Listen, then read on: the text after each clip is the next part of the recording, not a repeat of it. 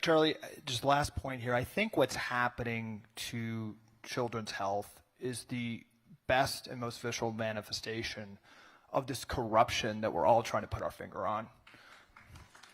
This corruption that, to me, has made Donald Trump the seminal political figure of our lifetime. To me, the thesis and the rationale of Donald Trump's candidacy is correct, and it is that there's something happening to the co-opting of our institutions that we trust, to the military-industrial complex, to the healthcare-industrial complex, to our education system that is totally letting down kids. And we have an explosion where this year it is the highest rate in American history of childhood cancer, of childhood autism, of childhood autoimmune conditions, of childhood diabetes, of childhood heart disease, of childhood obesity. Everything's at an all-time high right now. We can see it, and we're being told that's not true. But we're the wealthiest we've ever been. Our GDP is the highest it's ever been. We have more billionaires. We have, quote-unquote, more medical advancements. You can't turn on a YouTube video about them bragging about how ASU is a leader in all these healthcare things, right, guys? You know, amazing. You know, we're building new hospitals, all that. But so there's a disconnect here. Is it because we're really good at treating acute and not chronic illnesses?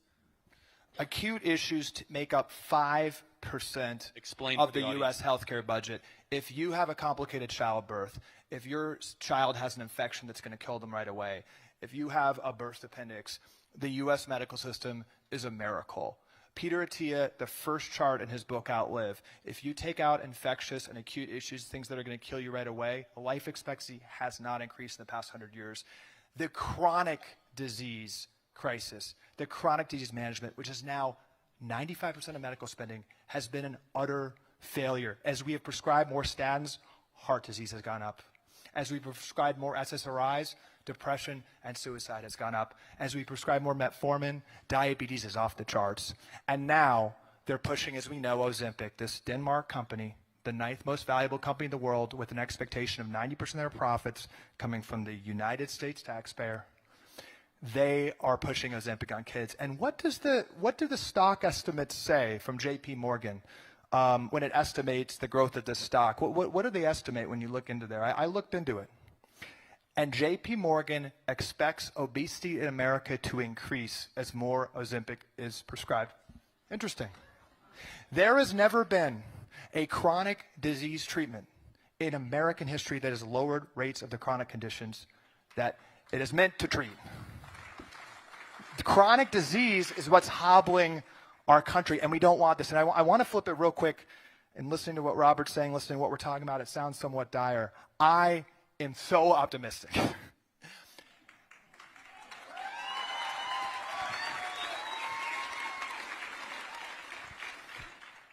And I will just say, from my small vantage point, just watching Robert and watching President Trump talk about this issue, there was deep bonding. It wasn't about political horse racing.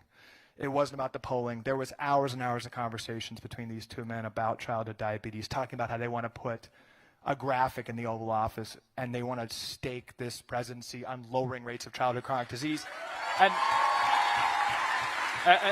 the reason we should be optimistic is because nobody wants what's happening, and it's actually very easy to fix. It's what Robert talks about with correcting corporate capture. The medical system knows how to say something strongly. They know how to tell you that you are a war criminal if you don't give your kids 72 shots on the exact schedule they say. But when it comes to nutrition, when it comes to 70% of our child's diet being ultra-processed food, when we have a metabolic health crisis among children, no, we can't afford that. We can't, possibly expect lower-income parents not to poison their kids. That's expecting too much. That's classist. That's racist. There's no cost too high when it comes to a pharmaceutical intervention, right? There's no compromise. But when it comes to what's actually causing the issue, it's hands off.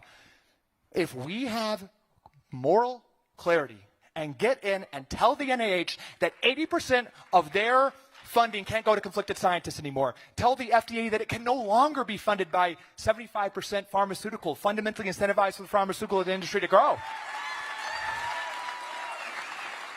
and fire every single nutrition researcher at the USDA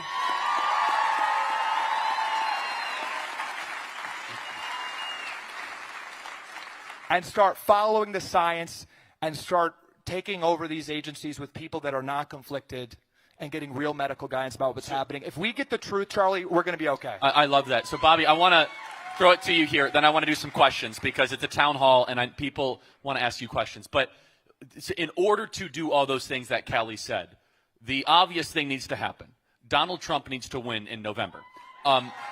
This is not a – I want you to do two things, Bobby. I want you to tell about how you reached out to Kamala Harris and offered to have a meeting about this topic. You ran for the presidency as a Democrat, then an independent, and you said, hey, this shouldn't be a partisan issue, but talk about how Kamala Harris was uninterested in this topic, and number two, how Donald Trump plans to make this a top priority of his administration, and why you are campaigning the country on his behalf.